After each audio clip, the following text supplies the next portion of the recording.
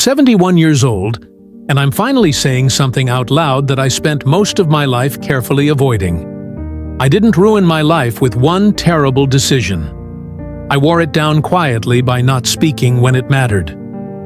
I'm sitting alone as I tell this. That's not meant to sound dramatic. It's just the truth of where I ended up. The house is still. The phone doesn't ring much anymore. There's time now, too much of it. And when there's this much quiet, you start hearing things you managed to drown out for decades. I'm not telling this because I want sympathy. I don't need reassurance. I'm telling it because I'm running out of time, to be honest. And I think honesty is the last thing I still owe the world. For most of my life, I believed keeping the peace was a virtue. I believed silence was maturity.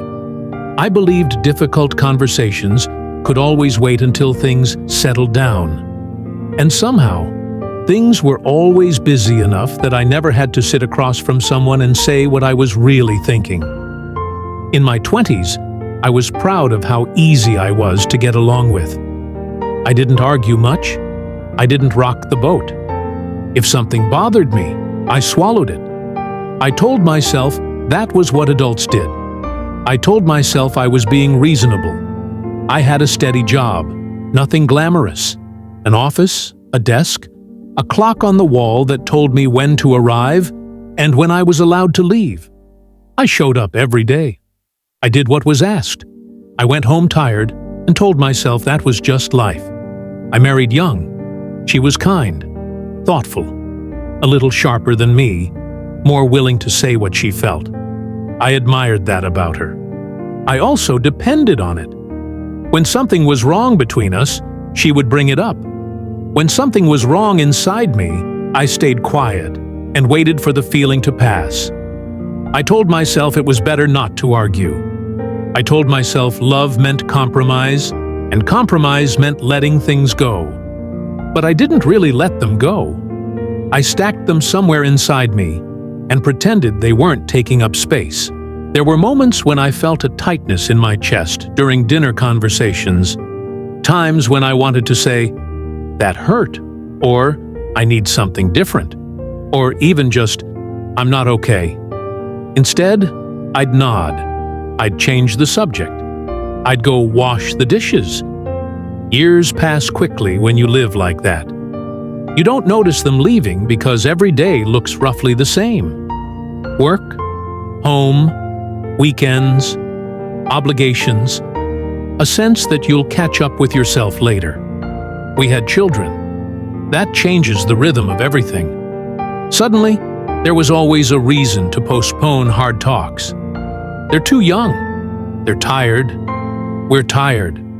We'll talk about it another time. I became very good at being dependable. I paid bills. I fixed things around the house. I showed up to school events. I rarely missed a day of work. People described me as solid, calm, reliable. No one ever described me as known. There were small fractures along the way, comments that landed wrong, needs that went unmet, apologies that were never quite said. Each one seemed minor on its own, nothing worth turning into a big conversation. So I avoided them. I told myself I was protecting the people I loved. I told myself I was protecting myself too. I didn't want conflict. I didn't want tears. I didn't want to say the wrong thing and make things worse. What I didn't understand was that silence is not neutral. It doesn't freeze things in place. It slowly reshapes them. My marriage didn't explode. It thinned. We became polite roommates. We talked about schedules and groceries and bills. We stopped talking about fears or disappointments or dreams we no longer admitted we had. I remember lying awake at night, inches away from someone I loved, and feeling like I was on the other side of a wide room. I thought that feeling would pass. I thought everyone felt that way sometimes. I never said, "I miss you." I never said, "I'm lonely." I never asked if she felt the same. I assumed time would take care of it. At work, it was the same pattern. I stayed longer than I should have. I accepted roles that didn't fit me. I nodded through meetings where I disagreed. I let other people define my value because it felt safer than defining it myself. There were moments I wanted to leave, to try something else, to admit I was unhappy. But that would have required explaining myself. That would have required difficult conversations. So I stayed. The years stacked up. Promotions came and went. People retired. New faces replaced old ones. I collected service awards and thank you emails, and nothing that felt like it belonged to me. At home, the children grew. Teenagers don't wait forever for their parents to open up. They notice what's missing even when they can't name it. I was there, but I wasn't open. I answered questions. I didn't volunteer much. I thought being a good parent meant being stable. I didn't realize it also meant being honest. When they left the house, it happened all at once. One day, backpacks by the door. The next, quiet bedrooms and empty chairs at the table. I remember standing in the hallway and feeling like I'd missed something important, though I couldn't say what. That's the strange thing about avoidance. You don't feel the cost at first. You feel it later, when there's nothing left to distract you. The turning point wasn't dramatic. There was no shouting match, no single moment where everything collapsed. It was an illness, slow, unfair. One of those diagnoses that rearranges your calendar without asking. She got sick, and suddenly, there was no more time to wait for the right moment. Conversations we had postponed for decades were now competing with hospital visits and medication schedules. I wanted to say so many things then. I wanted to explain myself, to apologize, to tell her things I had never found the courage to say. But by then, words felt clumsy, out of practice. We talked about practical things, about care, about logistics, about the weather outside the hospital window. She died before I ever said what I needed to say. I stood at her bedside, holding a hand I had held for decades, and realized how much of our life had been lived between the lines.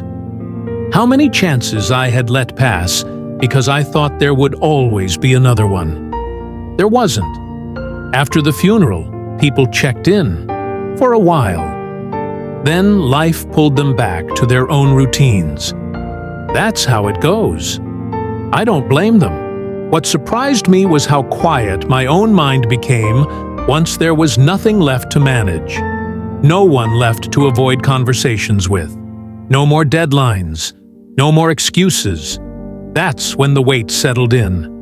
I replayed moments I hadn't thought about in years. A look she gave me once across the kitchen table. A question I deflected. A silence I chose, instead of honesty. I realized that avoiding difficult conversations doesn't keep things intact. It preserves the surface, while the foundation erodes underneath. Some things can't be fixed once the chance to speak is gone. You don't get to circle back. You don't get to explain yourself to someone who isn't here to listen. I'm not haunted by big mistakes.